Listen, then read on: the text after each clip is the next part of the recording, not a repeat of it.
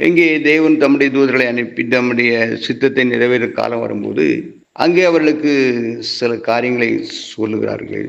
அதை சாராள் கேட்டு, அவள் வாக்குத்தத்தம் நிறைவேற வேண்டிய காலகட்டம் கிட்ட வந்துட்டு அதை சொல்லும்போது அவள் என்ன செய்கிறா, நான் கிழவியா இருக்கிறேன், நான் வயது முதிர்ந்தவள், ஸ்திரீகளுக்குள்ளே வழிபாடு நின்று விட்டது, இனி எனக்கு எப்படி குழந்தை பிறக்கும் என்று அவள் தேவனுடைய வார்த்தையை வாக்குத்தத்தத்தை அங்கே அவள் என்ன செய்கிறாள், அதை மறுக்கக்கூடிய அளவிலே அங்கே நகைக்கிறாள்.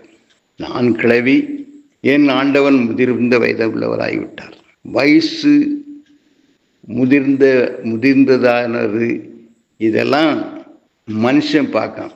ஆனால் தேவன் சரியில்லை, அதை பார்க்கறது இல்லை. அவருக்கு வயசுன்ற கிழவனும் ஒன்று தான், கிழவியும் ஒன்று தான், பெரிய வாலிபனும் ஒன்று தான், இளம் பிள்ளைகளும் ஒன்று தான். அவரால் செய்ய முடியாத காரியம் ஒன்றுமே கிடையாது.